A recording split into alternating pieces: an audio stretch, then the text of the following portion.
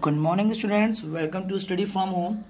Uh, Today we are going to finish our chapter from 11th Standard Business Studies, that is Nature and Scope of Business. In the previous videos of this chapter, we have finished almost 80% of it, but some of the topics are remaining. So in this video, we are going to cope up with all those topics.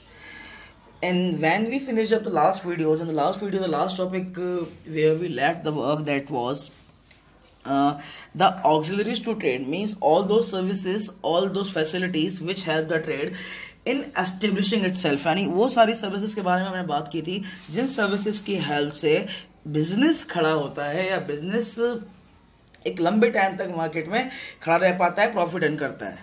अब आज सबसे पहले इस video में हम एक सबसे major factor study करने जा रहे हैं बिजनेस का, जो हमने बिजनेस कैरेक्टरिस्टिक में भी पढ़ा है जब हमने बिजनेस की कैरेक्टरिस्टिक पढ़ी थी। And that characteristic was the element of risk, the element of business risk.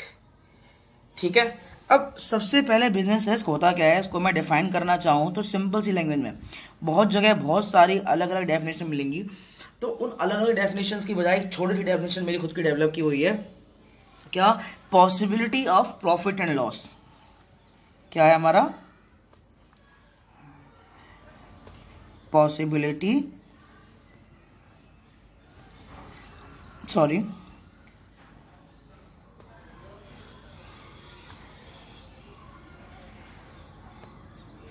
Possibility of profit and loss.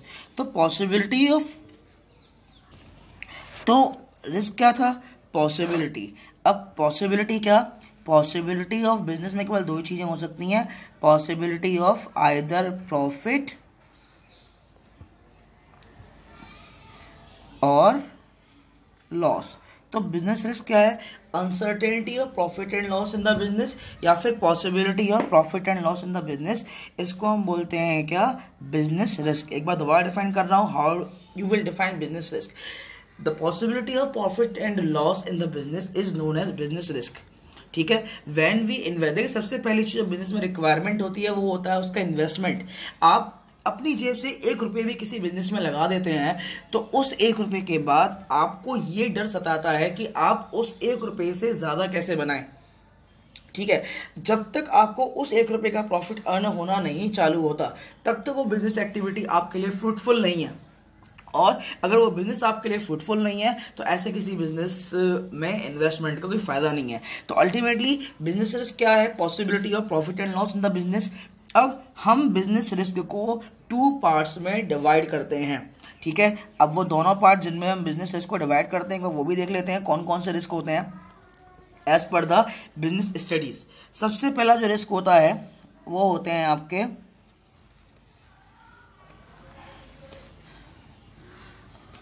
Speculative risk, और एक होते हैं आपके प्योर रिस्क।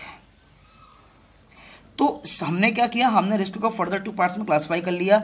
एक रिस्क था आपका स्पेकुलेटिव रिस्क एंड दूसरा था आपका प्योर रिस्क। ठीक है, अब डिफरेंस क्या है स्पेकुलेटिव रिस्क में एंड प्योर रिस्क में? जो स्पेकुलेटिव रिस्क होता है, how you will define speculative risk is, speculative risk refers to where there is equal possibility of profit and loss. यानी कि उस तरह की मार्केट कंडीशन, उस तरह की सिचुएशन जहां पे बिजनेस में प्रॉफिट एंड लॉस की इक्वल पॉसिबिलिटी होती है। ठीक है, जैसे स्पेकुलेटिव रिस्क में जो आपके दोनों रिस्क आएंगे वो आपके आएंगे human causes and economic causes, because human की वजह से आपको बिजनेस में फायदा भी हो सकता है, नुकसान भी हो सकता है।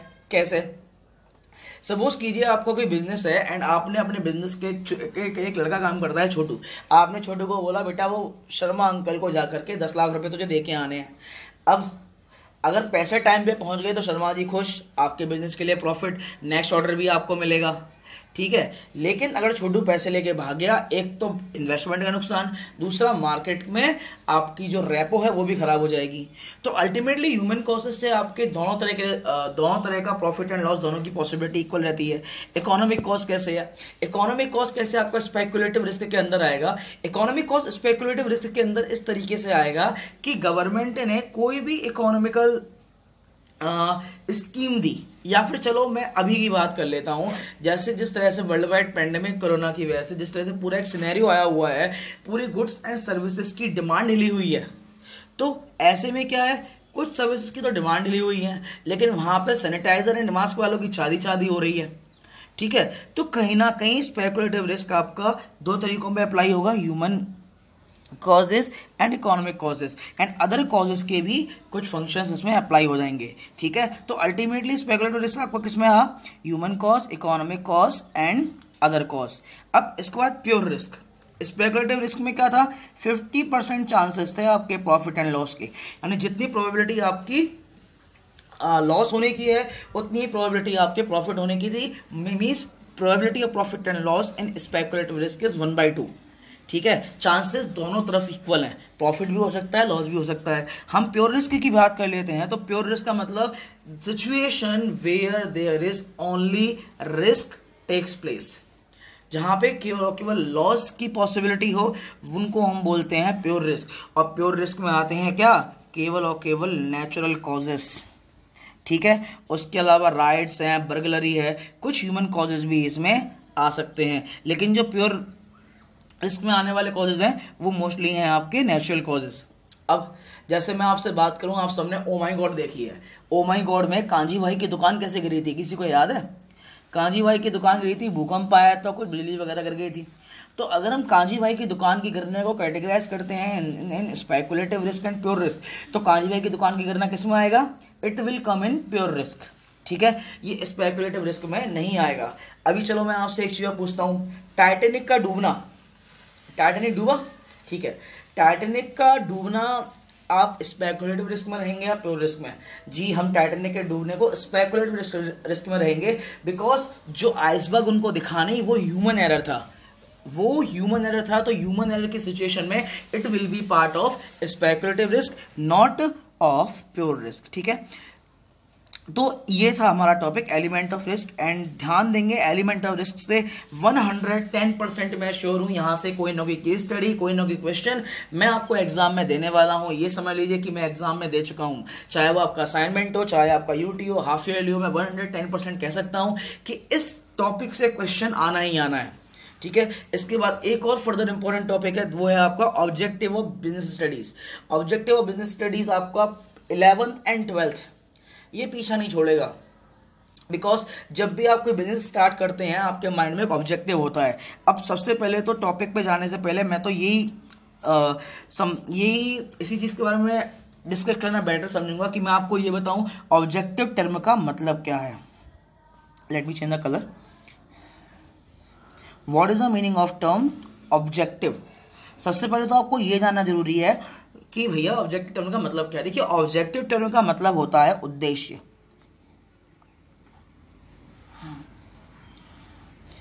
ऑब्जेक्टिव टर्म का मतलब होता है उद्देश्य। ठीक है, अब उसमें क्या है, एक मिनट, हाँ, ऑब्जेक्टिव टर्म का मतलब है हमारा उद्देश्य। तो हम क्या पढ़ रहे हैं, हम बात कर रहे हैं बिजनेस ऑब्जेक्टिव्स की। तो जब भी कोई बिजनेस हम स्टार्ट करते हैं या कोई पर्सन बिजनेस स्टार्ट करता है, तो what is the motive behind that? एक बिजनेस स्टार्ट करने के पीछे एक माइंड में क्या उद्देश्य लेके आदमी बिजनेस स्टार्ट करता है। जैसे कि आप लोग पढ़ रहे हैं, आप लोगों ने कॉमर्स ली है, आप लोग स्कूल जाते हैं, तो एक मोटिव है हमें पढ़ना है। पढ़ने का मोटिव नहीं हो तो दोस्तों से मिलने का मोटिव होगा। उसके अलावा भी बहुत सारे बच्चों के बहुत सारे मोटिव एंड ऑब्जेक्टिव्स होते हैं। तो ऐसे ही बिजनेस के भी अपने ऑब्जेक्टिव्स होते हैं। ठीक है, और बिजनेस के इन्हीं ऑब्जेक्टिव्स को हम 3 पार्ट्स में कैटेगराइज कर सकते हैं। कौन कौन से? Economic objective, social objective and human और पर्सनल ऑब्जेक्टिव। ठीक है, ठीक है। अब एक बार जो टेक्स्ट है उसको रीड कर लेते हैं। टेक्स्ट में है क्या, सॉरी। तो पहली लाइन ही क्या कहती है, objective are the end towards which the activity of business are directed. यानी जिन एक्टिविटीज को ध्यान में रख के बिजनेस किया जाता है उन सारी एक्टिविटीज को हम क्या बोलते हैं, बिजनेस ऑब्जेक्टिव कहते हैं। और ये क्या होते हैं, ये गोल्स होते हैं जो एस्टेब्लिश किए गए होते हैं कि कंपनी के एफर्ट्स को गाइड करने के लिए। ठीक है, और हर बिजनेसमैन को कुछ ना कुछ ऑब्जेक्टिव सेट करने चाहिए अपने बिजनेस के लिए। ठीक है। अब जैसे कि एग्जांपल दिया हुआ है कि हर बिजनेस के अपने अपने ऑब्जेक्टिव हो सकते हैं। जैसे किसी स्कूल का ऑब्जेक्टिव ये हो सकता है कि 2020 में एटलीस्ट 250 एडमिशन्स उनको नए लेने ही लेने हैं, या फिर किसी स्कूल का ऑब्जेक्टिव हो सकता है कि उनको इस साल क्वालिटी एडमिशन देना है, यानी कि जो बिना टेस्ट के या जो बच्चेबल नहीं है उनको अपने स्कूल में एडमिशन नहीं देना। तो इस तरह के ऑब्जेक्टिव्स किसी ना किसी बिजनेस को अपने अपने फॉर्म में अपने बिजनेस के अकॉर्डिंग रखने पड़ते हैं, ठीक है। तो मैंने बिजनेस का कैटेगराइजेशन, मैंने आपको ऑब्जेक्टिव का कैटेगराइजेशन करके बता दिया दैट ऑब्जेक्टिव, बिजनेस के ऑब्जेक्टिव्स को हम किस तरह से कैटेगराइज कर सकते हैं। हम 3 तरह से कैटेगराइज कर सकते हैं: economic objectives, social objectives and human और पर्सनल ऑब्जेक्टिव्स। अब इसके बाद जो ऑब्जेक्टिव्स हैं हम स्टडी कर लेते हैं कि कौन कौन से ऑब्जेक्टिव्स आएंगे। सबसे पहले हमारे इकोनॉमिक ऑब्जेक्टिव्स में, जब हम इकोनॉमिक ऑब्जेक्टिव्स की बात करेंगे तो कौन कौन से ऑब्जेक्टिव्स आएंगे। अब इकोनॉमिक ऑब्जेक्टिव्स क्या होते हैं? इकोनॉमिक ऑब्जेक्टिव्स होते हैं that we already know that business is an economic activity, ठीक है। तो the most important objectives are economic objective, ठीक है। और इकोनॉमिक ऑब्जेक्टिव यानी कि मनी रिलेटेड ऑब्जेक्टिव, कि मनी के रिगार्डिंग यानी प्रॉफिट के रिगार्डिंग क्या क्या ऑब्जेक्टिव किसी बिजनेस के अपने लिए हो सकते हैं। तो उसके लिए क्या है? सर्वाइवल, ठीक है। सर्वाइवल का मतलब क्या है? देखिए ऐसा तो एक पॉइंट में जो मैं रिकॉल करना चाहूंगा कैरेक्टरिस्टिक का, business is the regular activity. Business कोई ऐसी एक्टिविटी नहीं है कि आपने आज स्टार्ट की कल बंद कर दी। और रेगुलर एक्टिविटी कब होगी? रेगुलर एक्टिविटी वो तब होगी जब वो मार्केट में लंबे टाइम तक सर्वाइव कर पाएगी। इसी को हम मार्केट स्टैंडिंग भी बोल सकते हैं। तो survival is the most essential thing in the market when it comes to the economic objectives of business. Survival नहीं है तो आपके बिजनेस की एज नहीं है, एंड आपके बिजनेस की एज नहीं है तो आपका प्रॉफिट एक लिमिटेड टाइम तक ही आपके काम आ सकता है। तो सबसे पहली चीज, the very first objective that a firm और the business must take care of, that is that they will have to maintain what they'll have to maintain, and they'll have to think about the survival of their business, and they'll have to think about survival of their firm, because surviving is the only instinct that is going to make work for them. If they can survive in the market, then I'm damn sure you are going to earn some gold money in the market. Survival is the basic instinct for the business. The very first economic objective we gone through that was what? Survival in the market. ठीक है। Second point was, इसको पढ़िएगा text को, जो भी text लिख रहा है यहाँ पे, प्रॉफिट। अब सर्वाइवल हो गया। सर्वाइवल करने के बाद ऐसा भी नहीं करना कि 2 साल तक टिके हुए हैं, हानि में जा रहे हैं, जेब से पैसा लगाए जा रहे हैं बिजनेस में, ठीक है। हमें क्या है, बिजनेस में प्रॉफिट की भी रिक्वायरमेंट होती है बिजनेस में, ठीक है। और अगर प्रॉफिट नहीं मिलेगा ना तो एक बिजनेसमैन का मन नहीं करता काम करने का। एक टर्म होता है एंटरप्रेन्योर। एंटरप्रेन्योर कौन होता है पता है? Entrepreneur is the person who take risk to start a business. यानी बिजनेस को स्टार्ट करने वाला जो पर्सन होता है, यानी कि वो पर्सन जो बिजनेस को स्टार्ट करने का रिस्क लेता है, वो पर्सन होता है आपका एंटरप्रेन्योर। एंड एंटरप्रेन्योर क्या लगाता है? इन्वेस्टमेंट। एंड आज की डेट में आपके इन्वेस्टमेंट का आउटकम नहीं मिलेगा ना तो आपका बिजनेस में काम करने का मन नहीं करेगा, आप उस बिजनेस को डिसकंटिन्यू करना चाहेंगे। एक एग्जाम्पल लेता हूं मैं, ठीक है। एग्जाम्पल ये कि सपोज कीजिए कि हम, देखिए पूरी क्लास, आप हमारी 11th क्लास बिगिन हो रही है, ये मैं लास्ट ईयर किया था। हम क्या करते हैं, एक 100 रुपये के इन्वेस्टमेंट के साथ क्या करते हैं, एक फैक्ट्री डालते हैं। फैक्ट्री किसकी? कोल्ड ड्रिंक की फैक्ट्री डाली हमने। अब कोल्ड ड्रिंक की फैक्ट्री हमने डाल तो दी, हमें क्या करना है? सबसे पहले हमारा जो ऑब्जेक्टिव है, पहली चीज़ हमें अपनी फैक्ट्री को सर्वाइव कराना है। उसके बाद हमें मार्केट से प्रॉफिट अर्न करना है, ठीक है। Profit is essential for the business, ठीक है। And profit is award for bearing the risk. आप जो रिस्क उठा रहे हैं, उस रिस्क उठाने का जो अवार्ड आपको मिल रहा है, जो इनाम आपको मिल रहा है, वो इनाम आपको प्रॉफिट के फॉर्म में ही मिलता है, ठीक है। इसके बाद ग्रोथ, एक और इम्पॉर्टेंट फैक्टर जो इकोनॉमिक ग्रोथ में बहुत ज़्यादा वाइटल होता है, that is the growth of the business. Growth कैसे? देखिए मैंने सर्वाइवल की बात की, मैंने प्रॉफिट की बात की, मैंने अपनी कोल्ड ड्रिंक की कंपनी की बात की। हमने कोल्ड ड्रिंक की कंपनी खोल के उसके सर्वाइवल पे काम किया, हमने प्रॉफिट अर्न कर लिया। लेकिन हमने क्या किया, हम 100 रुपये के इन्वेस्टमेंट को 150 रुपये के प्रॉफिट तक ले गए।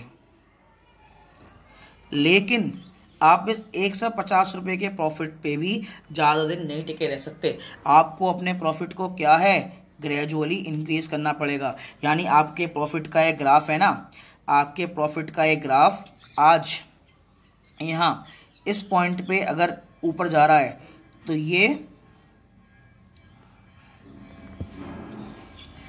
ये ना ऊपर ही जाना चाहिए, यहाँ से नीचे जाना इज़ नॉट एक्सेप्टेबल। ठीक है, ये चीज़ हमको बिजनेस, तो आपका जो ग्रोथ ग्राफ है वो पॉजिटिव में ही जाना चाहिए। यानी आज आपने 100 के 150 बनाए तो अगले साल आपको 150 के 160 बनाने हैं, फिर आपको 160 के 170 बनाने हैं। यानी जो ग्रेजुअली ग्रोथ है वो बहुत ज़्यादा रिक्वायरमेंट होती है बिजनेस में। तो हमने क्या पढ़ा, हमने पढ़े economic objective of the business and economic objectives we have categorized into further 3 types.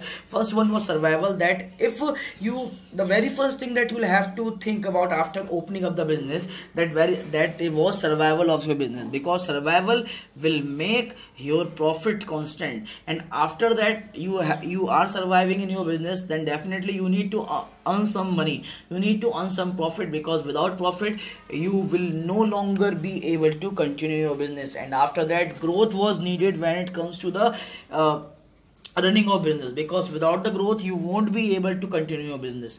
आप किसी भी बिजनेस का, किसी भी बड़े से बड़े इंडस्ट्रियल हाउस का एग्जांपल ले लीजिए। जितने भी बिजनेस आप मार्केट में, जितने भी नाम आप सुन रहे हैं, उनकी शुरुआत बहुत छोटे से हुई थी, एंड ग्रोथ करते करते करते करते वो आज कहाँ पे आ गए हैं। हम जियो की बात करते हैं, ठीक है। जियो क्या है, जियो के ओनर कौन है, मुकेश अंबानी। हम बहुत अच्छे से जानते हैं उन्हें क्या, लेकिन आपको पता है कि मुकेश अंबानी के फादर जो थे धीरूभाई अंबानी ने, उन्होंने अपने काम की शुरुआत किस तरीके से की थी। सबसे पहले मुंबई आने के बाद जो धीरूभाई अंबानी जी ने एक टेक्सटाइल मिल्स को खोली थी, और उनका जो कपड़ा जब आता था ना मार्केट में, वो आज तक उसी नाम से आता है, विमल। आप लोगों ने उस कपड़े का नाम भी सुना होगा। लेकिन आज देखिए किस तरह से विमल ग्रुप जो है वो आगे बढ़ते बढ़ते रिलायंस में कन्वर्ट हो चुका है। एंड आज ऐसा कोई फील्ड नहीं है, चाहे इलेक्ट्रिसिटी जनरेशन हो या फिर ऑयल रिफाइनरीज तक, रिलायंस हर फील्ड में अपने झंडे गाड़ रहा है। तो growth is needed in the business, ठीक है। अब नेक्स्ट चलते हैं हम क्या, सोशल ऑब्जेक्टिव पर। देखिए सोशल ऑब्जेक्टिव पे सबसे ज़्यादा क्वेश्चन आपको मिलने वाले हैं। सबसे ज़्यादा आपको क्वेश्चन अगर किसी टॉपिक पे मिलेंगे ना, केस स्टडी में, वो मिलेंगे आपको सोशल ऑब्जेक्टिव पे। अब सबसे पहले सोशल ऑब्जेक्टिव होते क्या हैं। देखिए बिजनेस की अपने लिए एक रिस्पॉन्सिबिलिटी होती है कि उसे प्रॉफिट अर्न करना है, अपने बिजनेस को सर्वाइव कराना है, अपने बिजनेस की ग्रोथ का ध्यान रखना है। सबसे पहली रिस्पॉन्सिबिलिटी एक बिजनेस की किसकी हो गई, खुद के लिए। उसके बाद जो रिस्पॉन्सिबिलिटी आती है उस बिजनेस की, वो आती है सोसाइटी के लिए, because businesses are part of the society. Business क्या होते हैं, इसी सोसाइटी का पार्ट है, इसी समाज का अंग है, ठीक है। तो समाज के बारे में सोचे बिना बिजनेस को तो सोचना, I think it's a crime. तो डेफिनेटली बिजनेस अपने मार्केट को बढ़ाने के लिए, अपने सर्वाइवल को बढ़ाने के लिए सोशल ऑब्जेक्टिव्स का भी ध्यान रखते हैं, सोसाइटी के लिए भी काम करते हैं, because business are also the part of society. इसी सोसाइटी में रह रहे हैं बिजनेस, और अब इन्हीं के लोगों के लिए काम नहीं करेंगे तो क्या होगा। अब सोशल ऑब्जेक्टिव का आगे जाने से पहले आपको मैं एक एग्जांपल दे देता हूँ कि what kind of social objective we are talking about here. Pulwama attack हुआ था शायद, आई थिंक 2018 या 19 में, ठीक है। आई थिंक 2019 की वैलेंटाइन डे को शायद पुलवामा अटैक हुआ था। तो उसमें करीब I think 80 to 85 PSC soldiers शहीद हो गए थे। तो आप लोगों को पता है कि उसके बाद रिलायंस जो ग्रुप है, रिलायंस ग्रुप ने, मुकेश अंबानी जी ने एक डिसीजन डिक्लेयर किया था, एंड उस डिसीजन में उन्होंने बताया था that after that he is going to take care for the education and the job of the soldiers who have martyred themselves। यानी जो शहीद हैं उनकी फैमिली की जॉब, उनकी फैमिली का दाना पानी, उनकी फैमिली की एजुकेशन एंड उनकी जॉब तक, ये डिसीजन लिया था मुकेश अंबानी ने। तो ये एग्जाम्पल है आपका सोशल ऑब्जेक्टिव का, किस तरह से बड़े बड़े बिजनेस सोसाइटी के लिए फिलैंथ्रोपिक वर्क करते हैं, वो सब आपके सोशल ऑब्जेक्टिव के अंदर ही आते हैं। अब सबसे पहला जो सोशल ऑब्जेक्टिव में पॉइंट दिया हुआ है, that is supply of desired quality of product. सबसे पहली चीज जो सोशल वर्क है या जो सोशल ऑब्जेक्टिव है किसी बिजनेस का, दैट आप कस्टमर सेटिस्फैक्शन लेवल तक जा करके प्रोडक्ट अवेल कराएं कस्टमर को। यानी कि कस्टमर की जो डिजायर है आप उस कंज्यूमर को वैसा प्रोडक्ट बनाएं, तो डेफिनेटली सर्वाइवल तो अपने आप होगा। सर्वाइवल क्यों नहीं होगा? मैं आप लोगों को अगर आपके अकॉर्डिंग पढ़ाऊं तो ऐसा है क्या कि आप लोग मेरे पास नहीं आओ, कि आप लोग मुझसे नहीं पढ़ो? तो डेफिनेटली ये साइकिल है। अगर मैं आप लोगों को सेटिस्फाई कर पा रहा हूं, मैं आपको आपके डिजायर्ड प्रोडक्ट अवेल करा रहा हूं, तो डेफिनेटली आप मुझे चूज करोगे। तो पहला पॉइंट क्या रहा कि supply of desired quality of product, that it is the duty of business that they should supply such products those must be acceptable by the customers, those must be desirable by the consumers. नहीं, वो जैसा चाहें वैसा काम उनको करके दें। ठीक है। उसके बाद सेकंड पॉइंट तो याद रखना है, सबसे पहला supply of desired quality of product. ठीक है। उसके बाद अवॉइडेंस ऑफ, अब इसमें थोड़े से एग्जाम्पल्स हैं। ठीक है, एक मिनट, एग्जाम्पल्स को मैं highlighted, this one is not working actually. ठीक है, तो क्या है second, avoidance of unfair practices. Unfair practices मतलब कि बिजनेस की सोशल ऑब्जेक्टिव अपनी गवर्नमेंट के लिए भी बनती है, और गवर्नमेंट के लॉ के अंडर रह के ही बिजनेस एक्टिविटी को किसी कंट्री के अंदर परफॉर्म किया जा सकता है। अगर आप लॉ के बाहर जाके काम करते हैं तो आपकी क्या हो जाएगी, वो अनफेयर ट्रेड प्रैक्टिसेस हो जाएंगी। अनफेयर ट्रेड प्रैक्टिस जो टर्म है, इसका मतलब यही है कि सारे जो लीगल अथॉरिटी के अंदर रह के बिजनेस काम करे, लीगल अथॉरिटी से बाहर जाके कोई भी बिजनेस कुछ काम ना करे, ब्लैक मार्केटिंग नहीं करे, एडल्ट्रेशन ना करे, मिलावट ना करे, दूध वाले दूध में पानी नहीं मिलाएं, ओवर चार्ज नहीं करें, एमआरपी से ज़्यादा चार्ज नहीं करें। आप लोगों ने ऐड देखा होगा, जागो ग्राहक जागो। तो ग्राहकों को जागने का मौका दिए बिना खुद ही फ्री एंड जो फेयर प्राइसिंग एंड फेयर रहा जाए कस्टमर के साथ, ये भी एक ऑब्जेक्टिव है बिजनेस का। ठीक है। Avoidance of unfair trade practice, ultimately आपको अपने जो कस्टमर्स हैं उनके साथ फेयर रहना है, आप अनफेयर नहीं हो सकते, बिकॉज अगर आपका कस्टमर टूट गया ना तो फिर आपके लिए प्रॉब्लम आ जाएगी। उसके बाद एम्प्लॉयमेंट जनरेशन, एक और जो मेन इंपॉर्टेंट काम है बिजनेस का वो होता है एम्प्लॉयमेंट जनरेशन। एक पूरी इकोनॉमी का फाउंडेशन होता है बिजनेस।